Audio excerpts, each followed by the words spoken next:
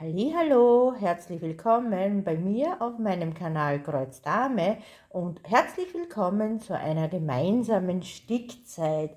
Ja, ich freue mich riesig, dass ihr wieder mit dabei seid, heute bei der 27. gemeinsamen Stickzeit. Ich möchte euch heute mitnehmen bei diesem Halloween-Projekt. Und zwar ist es das Pumpkin Halloween Castle von dem Designer oder Designerin Mette. Und das Stickbild wird 102 mal 102 Stiche groß. Ich habe das Bild damals im Rahmen einer Kooperation mit One-to-One-Stitch erhalten. Also mittlerweile hat sich der Shop ja umbenannt und heißt jetzt Five Stitch. Ja, gestartet habe ich das Projekt letztes Jahr zu Halloween, also im Oktober 2025. Ich sticke es auf 18 Counter Eder und es ist dieses Mal kein Vordruckbild, sondern es wird im gezählten Kreuzstich gestickt. Ja, das Bild hat 26 einfache Farben und 10 Mischfarben. Ich zeige es euch mal aus der Nähe, wie das einmal aussehen soll, das Projekt. Ja, es ist nicht sehr groß, aber es hat Unmengen an Backstitches. Also für diejenigen, die das nicht so gerne mögen, wird das Projekt jetzt nicht sein, denn ja, viele Backstitches. Ja, so sieht das Projekt aus. Ich blende euch jetzt auf der rechten Seite ein, wie weit ich damals im Oktober gekommen bin. Und ihr könnt sehen, ich habe hier im Bereich der Türe gearbeitet und auch ein bisschen dann nach oben, also die Umrandung des Fensters. Aber sehr weit bin ich damals nicht gekommen. Aber heute möchte ich mit euch daran weitersticken. Ja, dann zeige ich euch noch, wie das Projekt jetzt aussieht. Und das sieht jetzt so aus. Also ich habe inzwischen schon einiges weiter gestickt. Also ein paar Kreuze sind dazugekommen. Und zwar habe ich hier noch diese Grautöne weiter gestickt. Und das ganze Orange, was ihr hier seht, habe ich auch neu dazu gestickt. Ja, und jetzt werden wir, ich nehme an, hier unten im Bereich des Weges weiter sticken oder hier im Bereich des Kürbisses, denn dieses Orange gehört ja schon zu dem großen Kürbis, der vor der Tür ist. Ja, dann werde ich alles vorbereiten und wir sehen uns dann gleich wieder. Ja, ihr Lieben, da bin ich auch schon wieder zurück. Ich habe den Stickrahmen eingespannt und habe auch gleich mit der ersten Farbe gestartet. Also ich seht, ich habe hier diesen Orangeton und ich habe hier begonnen, die ersten 5 Kreuze zu sticken. Also dieses Orange wird jetzt ein Teil des Kürbisses. Ich zeige euch noch mal kurz die Vorlage. Ja, und zwar werden wir hier oben weiter sticken. Also dieses Orange, also der große Kürbis ist jetzt dran. Ja, ich nehme an, dass das jetzt vermutlich ein kurzes Stickzeitvideo werden wird, denn ich sticke ja mit der Papiervorlage. Es ist ja im gezählten Kreuzstich und leider habe ich es nicht geschafft, das Muster in den Pattern Keeper zu bringen. Also irgendwie hat das überhaupt nicht geklappt. Vielleicht liegt das ja auch daran, dass das Muster sehr viele Backstitches hat. Ich habe keine Ahnung. Jedenfalls, wie gesagt, hat es nicht geklappt und das heißt, ich muss dann mit der Papiervorlage weiter sticken und ja, das ist eigentlich so gar nicht mein Fall. Ich sticke wirklich sehr ungern mit Papiervorlage. Ja, da passiert es mir leider auch öfter, dass ich mich verzähle und dann wieder neu beginnen muss. Ja, wie gesagt, es macht mir einfach weniger Spaß, aber schauen wir mal, wie weit wir kommen. Ich habe hier bei diesem Muster auch eine Plastik-Garnkarte erhalten. Ich zeige euch die kurz. Und zwar in einem wunderschönen Mintton. Und aktuell sticken wir jetzt an der 740, also diesem schönen, kräftigen Orange für den Kürbis. Ja, und für die Mischfäden, denn es sind ja, ich glaube, ja, 10 Mischfarben, habe ich mir einfach so eine alte Karton-Garnkarte genommen und habe hier einfach die laufenden Nummern aufgeschrieben, also von 29 bis 38. Und ihr seht, hier habe ich schon Mischfäden hängen und ja, das reicht vollkommen.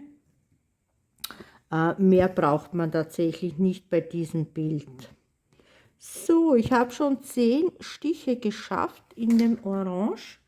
So, die nächste Reihe haben wir wieder 3. Ja, es ist Frühlingszeit und ich sticke an einem Halloween-Projekt. Aber ja, das macht ja eigentlich gar nichts, also mir zumindest macht das gar nichts aus, denn ich bin, wie gesagt, kein saisonaler Sticker. Von daher kann man auch ein Halloween-Motiv im Frühling sticken. Und ja, wenn man genau darüber nachdenkt, macht das im Prinzip sogar auch noch Sinn, denn wenn man möchte, dass das Bild zu Halloween fertig ist, dann macht es Sinn, das Bild auch im Frühling zu sticken. Ja, aber bei mir hat das ja eigentlich einen anderen Grund, warum ich jetzt daran sticke. Und zwar, einen Moment, so, jetzt kommen 2. Und zwar habe ich mir dieses Bild ja im Rahmen des letzten Monatsvideos erdreht, also mit meinem Glücksrad. Das ist ja jetzt meine neue Methode, wie ich auswähle, an welchen Stickbildern ich weiter sticke. Also das betrifft jetzt hauptsächlich meine angefangenen Projekte. Aber ich habe auch mit dem Glücksrad die Möglichkeit, dass ich einen Neustart erdrehe. Und ja, wenn ich ehrlich bin, habe ich ja auch ein bisschen im letzten Monatsupdate darauf gehofft, dass ich mir einen Neustart oder vielleicht auch 2 Neustarts erdrehe. Aber ja, es ist nichts daraus geworden. Es sind tatsächlich nur meine angefangenen Projekte geworden. Und ja, da war eben dieses Halloween-Bild dabei. Eines meiner 8 Projekte, die ich mir erdreht habe. So, ich schaue nur, wie es weitergeht. Und zwar in diese Richtung. Ja, wir sind noch im Bild, das ist gut. Also falls ihr mein Monatsupdate noch nicht gesehen habt, schaut mal rein. Ganz zum Schluss zeige ich dann mein Glücksrad mit meinen angefangenen Projekten. Also ich glaube, aktuell sind es 25 angefangene Projekte, die ich habe, aber die werden natürlich mehr werden, sobald ich einen Neustart erdreht habe. 3, 2. Ja, da möchte ich mich auch gleich bedanken, dass so viele bereits mein Monatsupdate angesehen haben. Und auch vielen Dank für die vielen Däumchen, die ich erhalten habe und die netten Kommentare. Also ich glaube, auch das Monatsupdate kommt gut bei euch an. Und ja, diese Idee jetzt mit dem Glücksrad stammt natürlich nicht von mir. Die habe ich ja schon auf mehreren YouTube-Kanälen gesehen. Aber ich habe das jetzt ein bisschen adaptiert, für mich übernommen und das macht natürlich total viel Spaß, mit dem Glücksrad zu arbeiten, und es ist jedes Mal spannend, natürlich welches Projekt man erdreht, und ich freue mich dann schon wieder auf das nächste Monatsupdate, wo ich wieder am Glücksrad drehen werde und die nächsten 8 Motive erdrehen werde.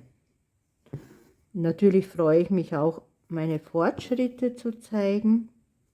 Ja, und wie gesagt, durch dieses Glücksrad kommt man auch dann zu Projekten, die man wahrscheinlich sonst jetzt nicht gestickt hätte.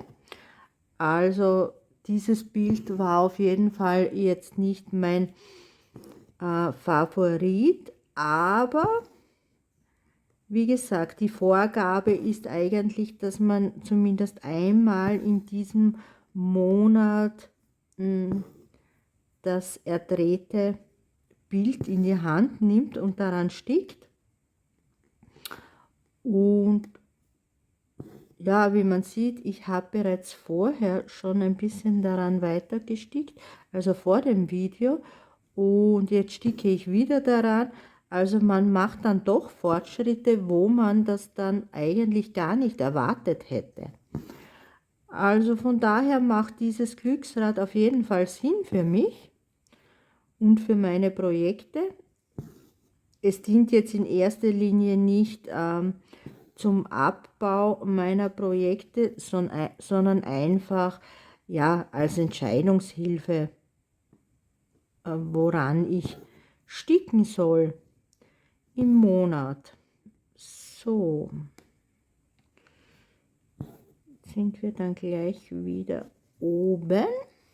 Also das Orange kommt wirklich sehr gut raus. Ich glaube in der Kamera jetzt nicht so toll.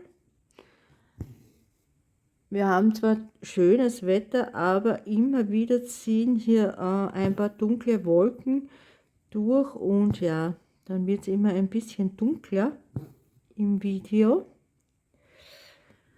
So, wie gesagt, dann wieder mit der Papiervorlage dauert das alles ein bisschen länger, da ich ja da genauer mitschauen muss.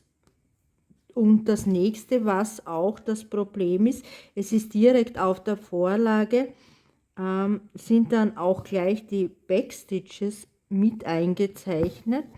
Und es sind sehr, sehr viele Backstitches. Also dadurch ist teilweise auch das Muster nicht ganz ersichtlich, also die Symbole.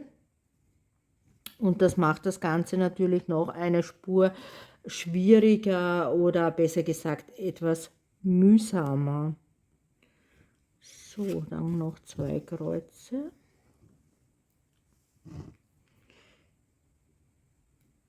Ich zeige euch mal kurz einen Ausschnitt des Motives und ihr seht, hier wäre zum Beispiel der Baum auf der linken Seite oben des Bildes. Ich habe es jetzt ein bisschen umgedreht, also So wäre das jetzt korrekt. Und ihr seht, diese roten Striche und auch die schwarzen, es sind alles Backstitches. Also Unmengen an Backstitches.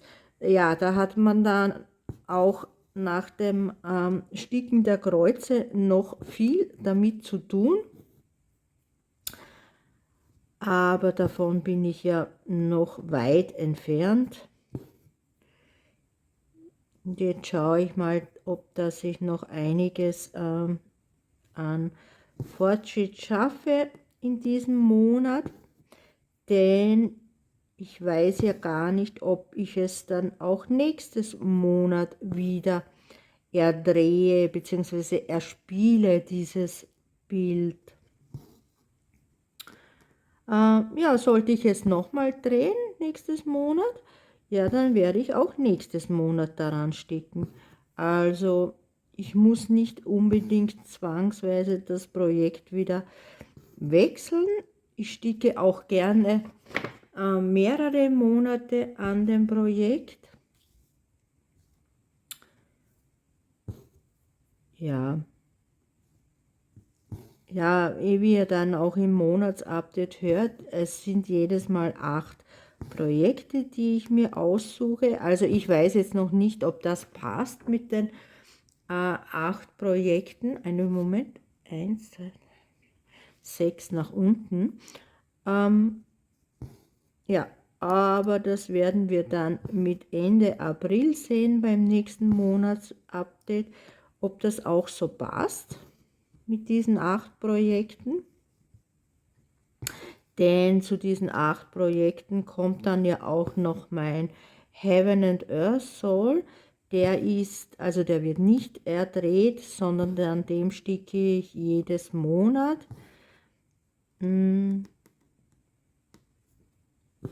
Damit ich da nicht so weit ins Hintertreffen gelange und es auch noch schaffe, ihn dieses Jahr fertigzustellen.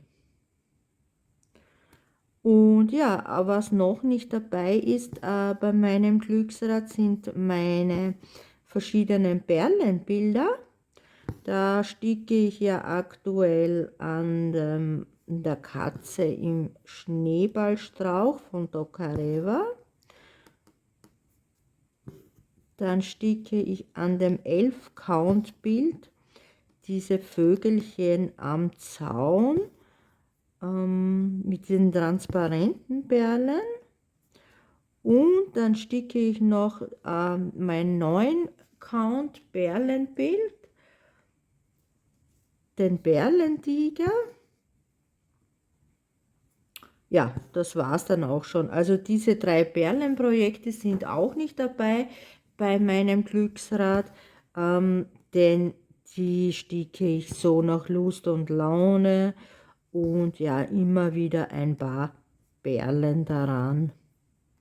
Ja, wie gesagt, da habe ich ja auch nur 3 Projekte und 25 Kreuzstickprojekte sind im Glücksrad dabei.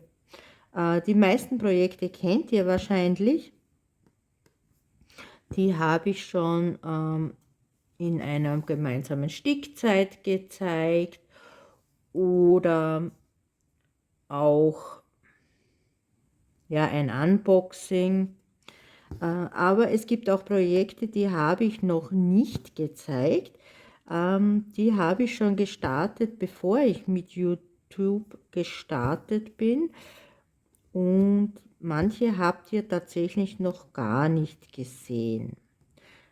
Also sollte ich mir eines dieser Bilder erdrehen, werdet ihr sie natürlich kennenlernen. Ja, ich mag diese Stickspiele eigentlich sehr gerne. Jetzt nicht nur bei mir, sondern auch schaue ich mir die sehr gerne auf den anderen Kanälen an. Auch zum Beispiel das Stickonopoli von Heidi schaue ich mir gerne an. Ja, was gibt es noch für Stickspiele? Ich mag auch die YouTube-Challenge, die Celine veranstaltet. Also das finde ich auch interessant. Ja, wie gesagt, alles, was ein bisschen spielerisch ist, macht Spaß. Und ich glaube, dass ihr euch das auch gerne anschaut. Habe ich halt das Gefühl. So, wo geht's weiter? Aktuell haben wir gerade eine Wolke. Das heißt, es ist wieder etwas finsterer, etwas dunkler, das Bild. So, ja, ich hoffe, ihr habt die Osterfeiertage gut verbracht. Die Zeit rast dahin, Ostern ist auch schon wieder vorbei.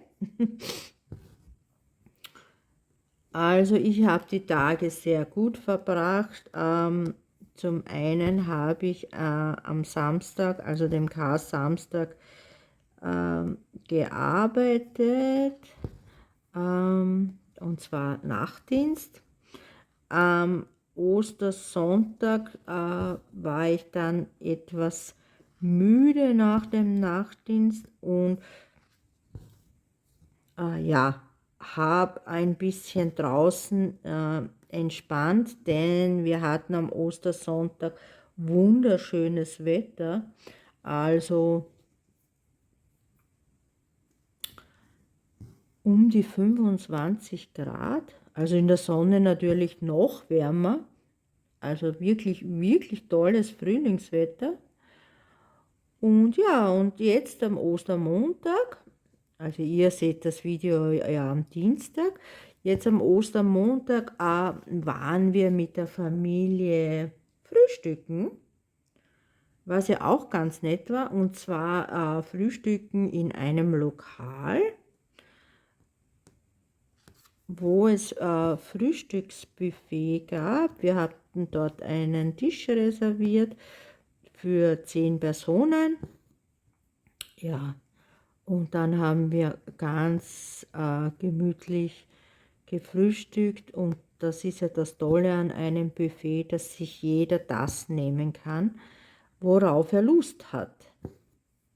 Ja, und somit sind die Osterfeiertage auch schon wieder vorbei. So, also viel kann man noch nicht erkennen, sehe ich gerade, aber es wird immer orangefärbiger. Wie gesagt, das ist der große Kürbis. Ich denke, dass dieses Bild ja auch von den Backstitches lebt und man dadurch dann einfach besser erkennen kann, was es darstellen soll. So sind es ja eigentlich nur irgendwelche Farbflächen, und ja, die Backstitches machen es aus. Also ich würde dieses Bild jetzt nicht unbedingt als anfängerfreundlich bezeichnen, obwohl bei einer Größe von 102 mal 102 Stichen, das ist nicht besonders viel, aber die Backstitches, meine Güte. Wie gesagt, das wird dauern, bis ich da so weit komme. So, Faden ist auch schon kürzer geworden.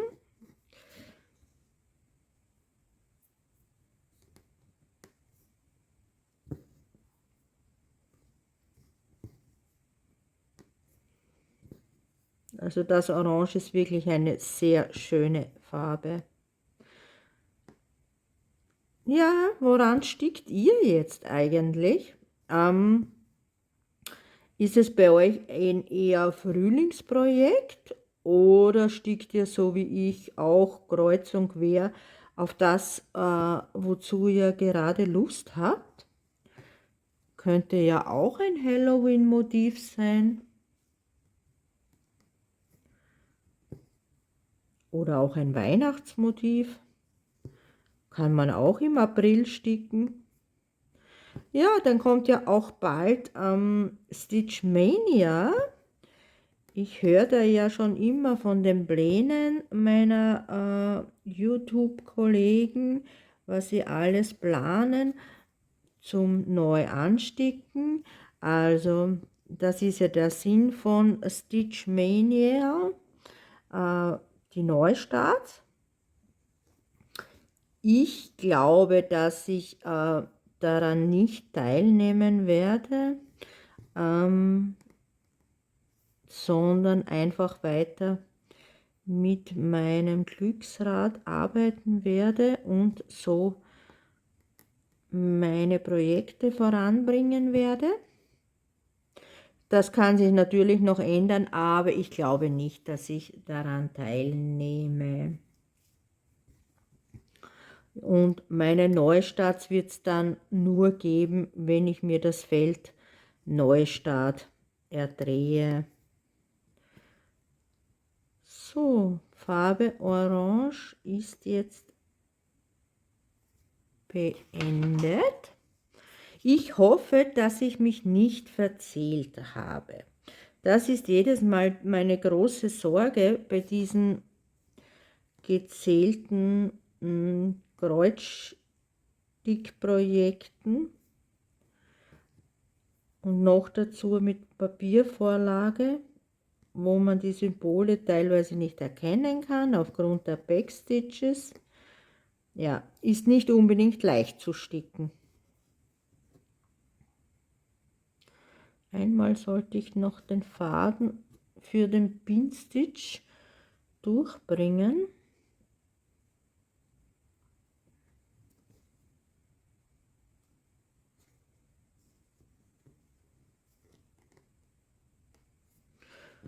Und dann schneide ich an der Vorderseite ab mit meiner spitzen Schere. So, also einen Faden hätten wir schon gestickt, vielleicht noch einen kurzen Faden dazu. Ich schaue mir an, welche Farbe wir sticken könnten. Und zwar könnten wir an dem Stiel des Kürbisses sticken. Das ist in der Anleitung ein rotes X auf gelbem Hintergrund. Da sind nur ein paar Kreuze zu sticken, aber das könnten wir beginnen und das ist die Farbe 3863 und ihr seht oder seht nichts, doch. Die 3863 ist dieser Braunton. So.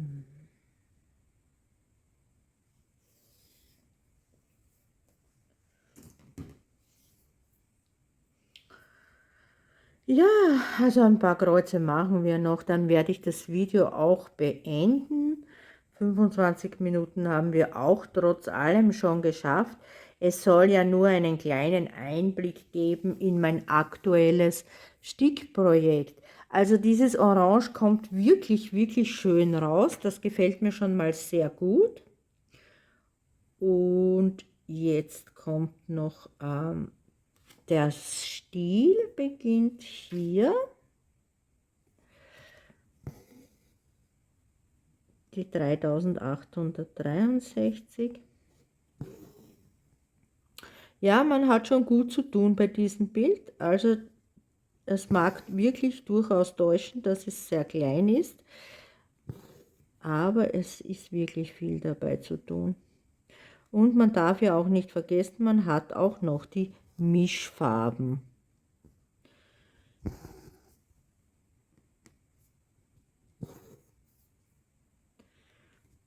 So, dann haben wir hier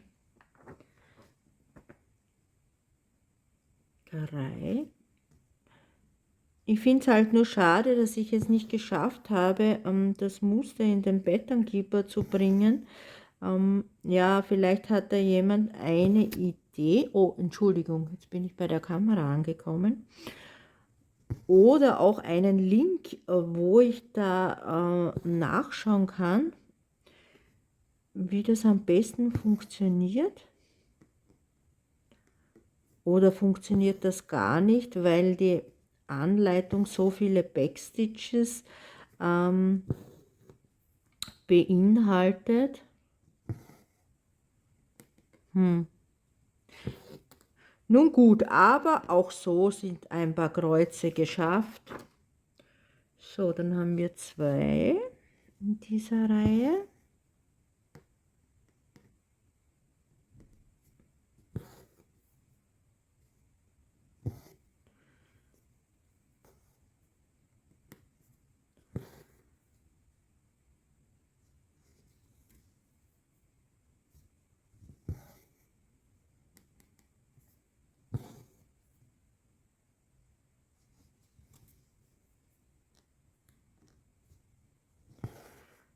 Die nächste Reihe haben wir 1.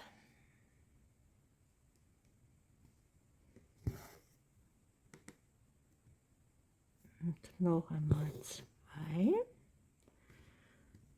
Ja, in dieser Farbe sind nur ein paar Kreuze mehr zu sticken.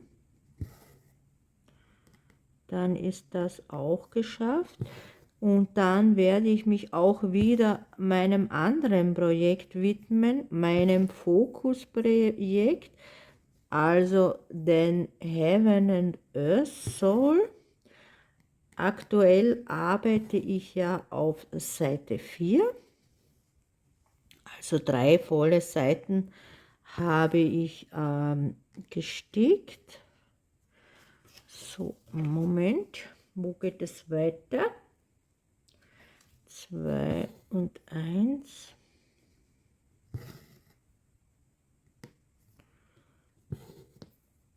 Und wie gesagt, ich schaue wirklich, dass ich bei dem Soul täglich daran sticke, auch wenn ich nicht immer meine vorgegebene Anzahl an Stichen schaffe, aber ich versuche trotzdem regelmäßig bzw. täglich heranzusticken. Ich bin schon sehr gespannt, wie viele aus unserer Gruppe tatsächlich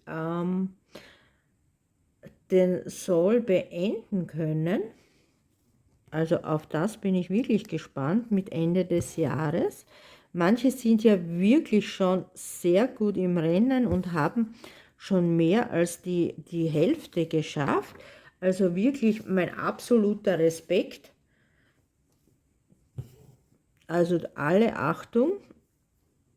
Und ja, manche sind noch nicht so weit und auch manche haben auch nicht das Ziel, den Soul zu beenden, was ja auch vollkommen okay ist.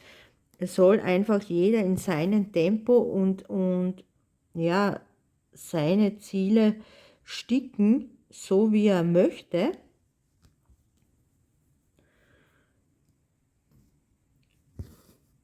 Ja. So, 2 Kreuze noch und dann haben wir das Braun auch beendet. Ich schaue nur, ob ich jetzt noch richtig liege. Ja, sieht gut aus. Ich dürfte mich nicht verzählt haben. Das dürfte wirklich passen. Also noch die 2.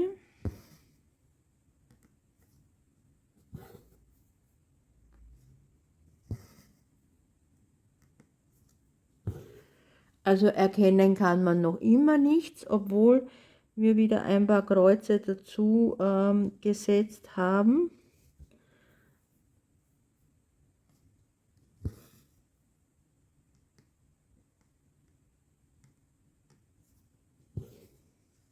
Also es ist ja nur ein Teilbild, das heißt, der Hintergrund wird dann nicht gestickt.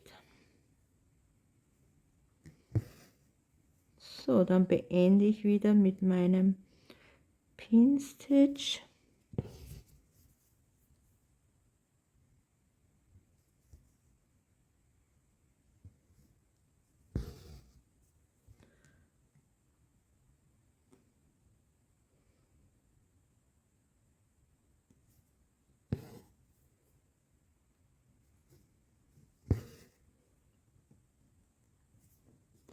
So, und das war's dann auch schon. Das war die 3863. Ja, wie gesagt, ein paar Kreuze sind dazugekommen, also so viel ist es noch nicht. Ich gebe den Faden wieder auf die Garnkarte. Ja, aber auch die paar Kreuze sind ein Fortschritt. Und ja, dann werde ich das Video auch wieder beenden. Ich freue mich, dass ihr wieder mit dabei wart. Ich hoffe, ihr hattet auch ein bisschen Spaß daran und freue mich dann auch, wenn ihr wieder im nächsten Video dabei seid. Ich wünsche euch noch eine schöne, hoffentlich warme Frühlingszeit. Wir sehen uns im nächsten Video. Bis bald. Tschüss.